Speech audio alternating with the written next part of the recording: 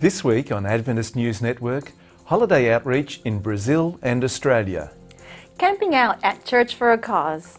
And a new home for orphans in India. These stories and more just ahead.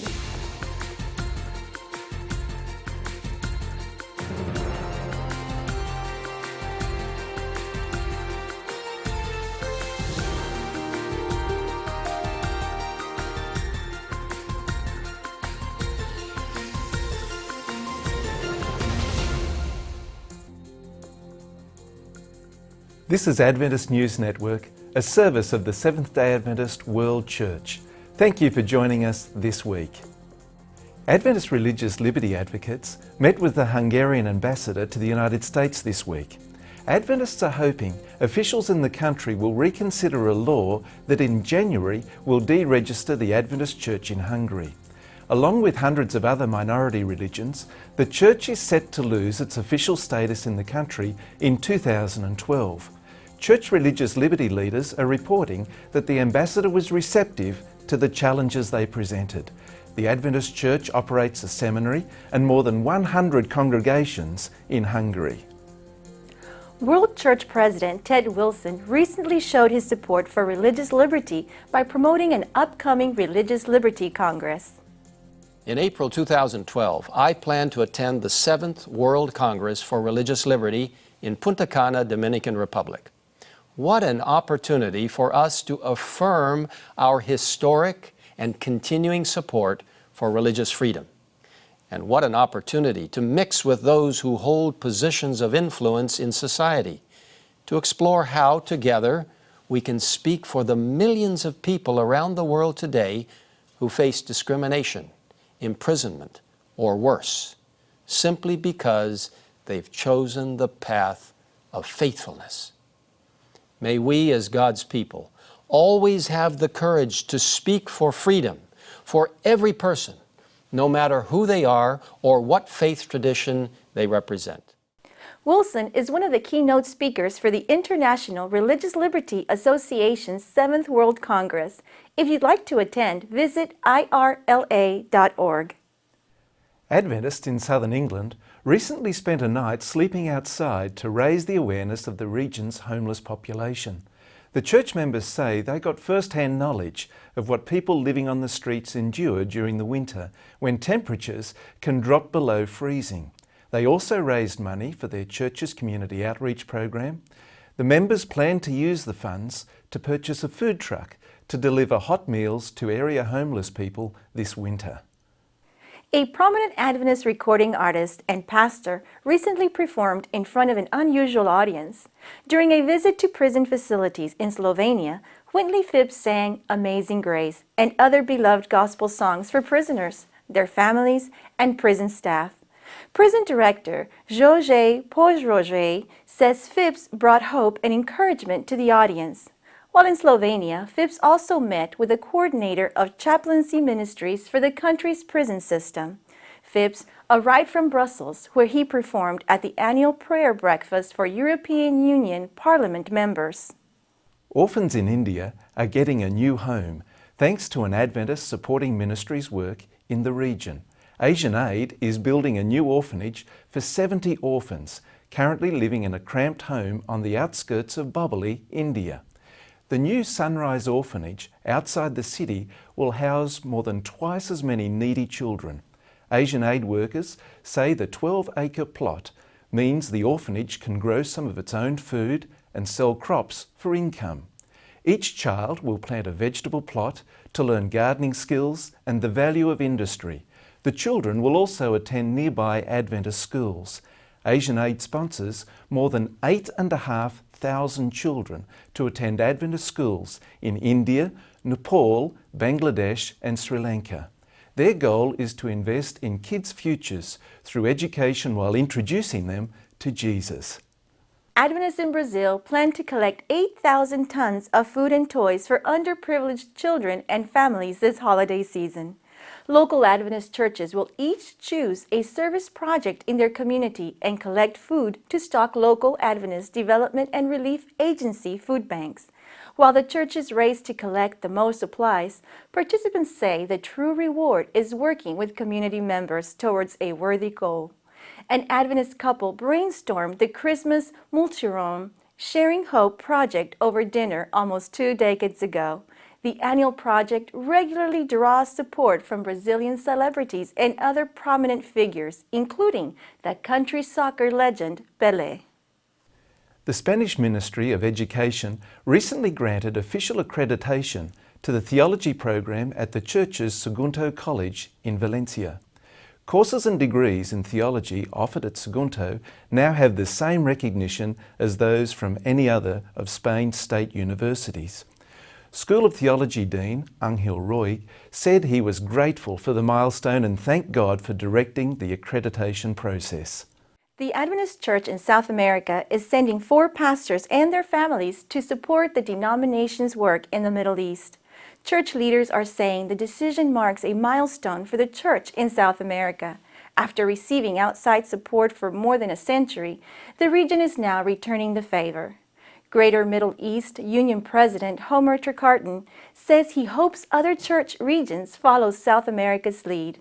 He says the region's commitment will strengthen the church in South America as well as in the Middle East. Up next, a summer program that pays tuition and changes lives.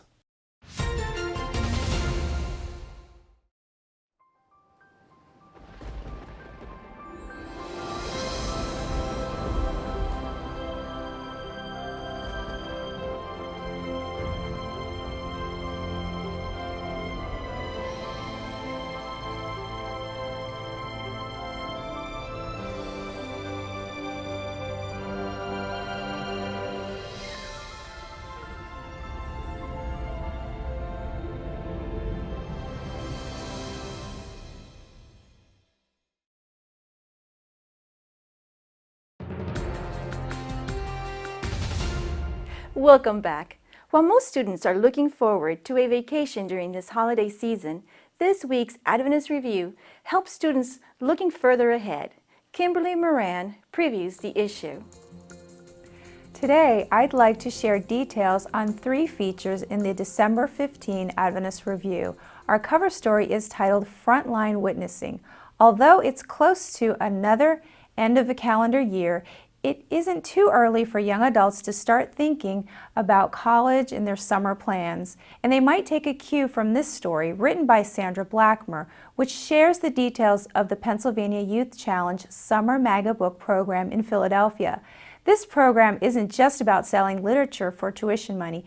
It's about changing lives in amazing ways. Tara Vincross, the senior pastor of the Chestnut Hill Adventist Church, runs the 9-week program and encourages the student workers to not only sell books and journals, but also pray with the people they meet. This program is changing lives. You'll especially want to read about 16-year-old Corey Allen's transformation, which is highlighted in this article. Make sure you don't miss A Poet's Thoughts at the end of the year in Valerie Phillips' poem titled The Lord of What's Left. And also in that issue, check out young adult writer Erica Richards' thoughtful article that asks this question: which story will you tell this Christmas, the one about the man in the red suit or the humble shepherd? These are available at www.adventistreview.org. For a Meet a Missionary feature this week, we learn how God guided a missionary's work in South Korea. Tanya Holland has this report. I'm Tanya Holland, and today we're talking to Cisco, and he is a missionary visiting us from South Korea. Hello, how are you doing, Cisco? I'm great. How are you, Tanya? I'm wonderful. Please tell everyone what your name means. Oh, my name is Siseko, and it means Christ our foundation. That is so nice. Now, can you tell us where you're originally from? Okay, I'm originally from South Africa. My hometown is a town called Klerksdorp, which is in the Northwest Province. Tell us one of your wonderful stories while you were a missionary, where you could tell God's presence was involved while you were there working. Okay, I was serving at the Daejeon Dunsan Institute in South Korea, and we had Mission Day one month. And on that mission day, I'd invited my students to come over and to take part in the mission day. And what happened was I had a total of 39 students who were adults. And of that 39, 30 or so, 35 or so came to the mission day. And when they had to respond to after the sermon and all the preaching that happened, 30 of my students decided that they wanted to actually have a Bible studies with either a Korean pastor or a foreign teacher. And that was just an unprecedented amount of students. That was 30 out of 39. That's great. 30 out of 39, and I was really surprised. I thought it was normal, and well, I really felt that the Lord was working in that instance. Thank you. That was actually wonderful to hear this, such a story. If you would like to become a missionary like Cisco, please visit us at adventistvolunteers.org. Now let's hear from Megan Bronner. She has this week's Adventist social media highlights.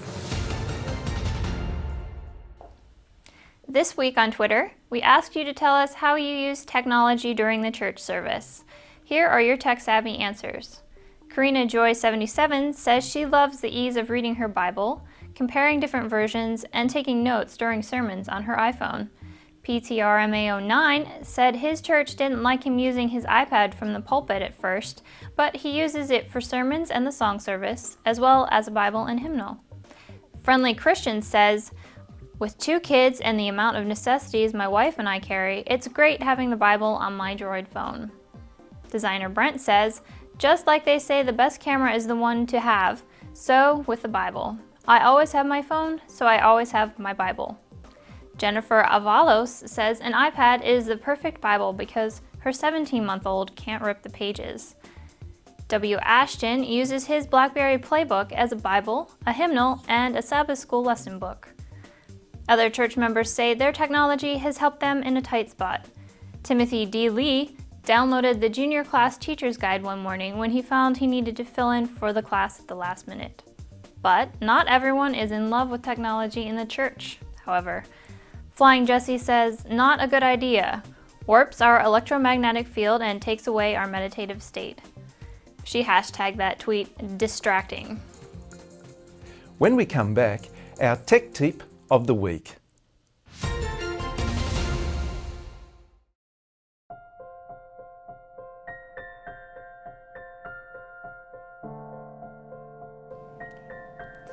When I read The Great Hope, I came across this wonderful passage which read, "It was the power of the God of truth and wisdom that controlled even the adversaries of the Reformation and thus prepared the way for the great work about to be accomplished."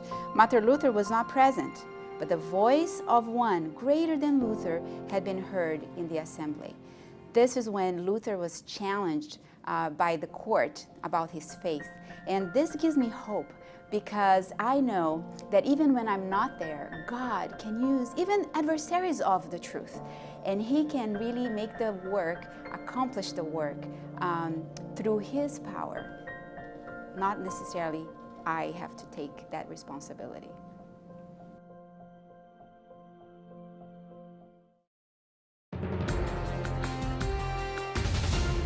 Until a few years ago, all selectable text on the web was displayed using only about 5 or 6 fonts. Now, however, there are many choices that can be easily used. What is the easiest way to find out the fonts used in a web page? It's called What Font, and it's available as an extension or a bookmarklet for most web browsers. What Font lets you easily get font information about the text you are hovering on. It also can help find the fonts other designers use, especially those whose work we admire. And if available through a font service, it helps us know where to obtain it also. One of the best methods to display custom fonts on the web is with font embedding. This works well with most modern browsers. This, however, also creates a bit of a tricky situation. While one is physically able to embed most any font on a website, fonts require an explicit license for this type of use. There are a number of services that can help you get up and running with explicitly licensed web fonts. Some of these services, like Google Web Fonts and FontSquirrel, offer catalogs of contributor-submitted web fonts and are free. Other services will sell you a license for professionally created web fonts. FontSquirrel.com is a great place to go to learn more about using custom fonts on your website. Google also has easy steps to get you started quickly. As the Adventist Church continues its focus on spiritual revival, Arika Pooney tells us how Stewardship Ministries is getting involved. The Stewardship Ministries of the Church is committed at all levels to the initiative of revival and reformation. Stewardship in terms of ministry focus, it's about the nurturing and the connecting to Jesus Christ. As a team of stewardship leaders around the world, we are committed to 4 areas of the Revival and Reformation Initiative document. Number 1, we are committed to circulating and distributing the document to our members. Number 2, we are committed to the 777 prayer initiative of praying 7 in the morning, 7 in the evening, every day of the week. We are also committed to encouraging our members to give more time to the study of the Bible and the writings of Ellen White. We are also committed to the promotion of the 2 specific books for this initiative, the book True Revival by Ellen White and Revive Us Again by Mark Finley. Now, beyond that, different regions of the world are involved in different kinds of activities. For example, in the Central and East Africa region of the world, the month of February is designated as a month of revival. Larry Evans, Associate Director of the department, will be in the city of Bujumbura conducting a revival meeting focusing on the celebration of the stewardship of Jesus Christ. In Bangladesh, thousands of underprivileged children go without food and education. Here's how the Adventist Development and Relief Agency is helping some of these children get into school. Bangladesh is a small developing nation in the northeast corner of South Asia. The United Nations estimates that nearly 40% of Bangladesh's 150 million inhabitants live below the poverty line, subsisting on less than $1 per day. In the northern city of Mymensingh, ADRA has established a development center to work with the street children that live in the slum communities. The children, aged 4 to 14, rise early in the morning and, most commonly, head to the city garbage dump to dig through the trash, collecting paper, bottles, cans, and vegetable waste. The children wade through the garbage wearing only flip-flop sandals to protect their feet. If they are lucky, they will earn about half a US dollar to buy 1 meal for the day. These are the fortunate ones. The 60 participating children arrive at the ADRA Social Integration for Street Children Development Center after their early morning work. The children participate in classes where they learn basic reading, writing, and arithmetic. They receive a nutritious meal every day, which for many will be the only hot meal they eat. The children also receive health and hygiene training along with regular health checkups. For many young children like 7-year-old Pramit, this center is their only chance for living a healthy life and obtaining an education. Pramit, who lives in one of Mymensingh's many slums with his parents, is now part of ADRA's program and preparing to enter the local primary school. Most importantly, he is eating a nutritious meal every day. His mother is very grateful to ADRA for the difference the center has made in their lives. While Pramit and the thousands of street children in Mymensingh lead very simple lives, this Christmas they have received perhaps the most important gift from ADRA and its supporters: a chance to reach adulthood.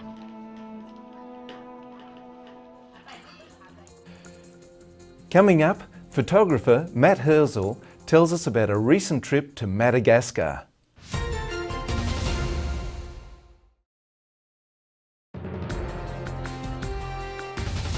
Welcome back. Here's Sergio Gonzalez with this week's iShare report. Welcome to iShare, the part of the show where the news comes from you. Today, we have a story from ADRA international photographer Matthew Herzl. Matthew? My name is Matt Herzl. I recently traveled to Madagascar to see the work that ADRA is doing there. We traveled by helicopter to a number of very remote villages and saw a number of projects in health, child survival, and agriculture. In one village, we received a very special welcome from the local students at the school. Here's a short clip, and if you look closely, you'll see some of the orange shoes that ADRA donated. Enjoy.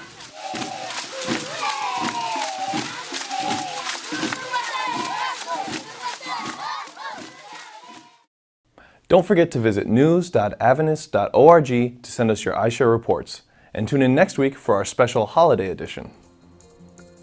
The impact of a strong family can reach far and wide. As Christian Home and Marriage Week approaches, Willie and Elaine Oliver explain how your church can participate. In the Seventh-day Adventist Church, we believe that it's important to have strong marriages. When we have strong marriages, we're more likely to have strong families. In strong families, the discipleship of children is more likely to happen. In strong families, faithful stewardship is more likely to be practiced. In strong families, a faithful and strong witness is more likely to take place.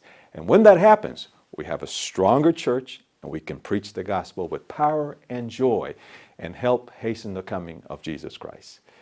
In 2012, we have a brand new Family Ministries plan book titled Revival and Reformation, Families Reaching Up. Is a way for families to connect with God so that they're stronger and healthier in their relationships.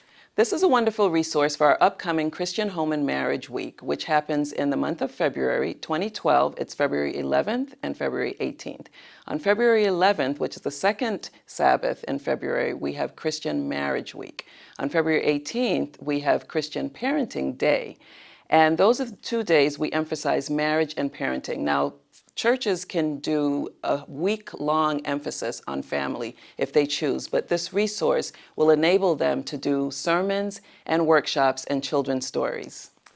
When we take the time to strengthen the family, we have a stronger church, we have a stronger witness, and we can help hasten the coming of Jesus Christ. We wish this for all our churches around the world. God bless you. Finally, let's hear from church historian David Trim. This week, the First Adventist fundraising effort sends missionaries overseas. Welcome to This Week in Adventist History. On December 10, 1907, John Harvey Kellogg was disfellowshipped. Dr. Kellogg had been one of the most important church leaders since the 1870s, but around the turn of the century, his views of indwelling divinity seemed like pantheism to many other Adventist leaders. The issues that had been simmering came to a head in December 1902 when Battle Creek Sanitarium was destroyed by fire. Ellen White told Dr. Kellogg not to rebuild it, but he ignored her advice, and he wrote a book entitled The Living Temple, which he hoped would pay for the costs of reconstruction. It was sharply criticized by Ellen White for what she considered to be many statements of pantheism and for extreme statements on health, and so in 1907 Kellogg was disfellowshipped.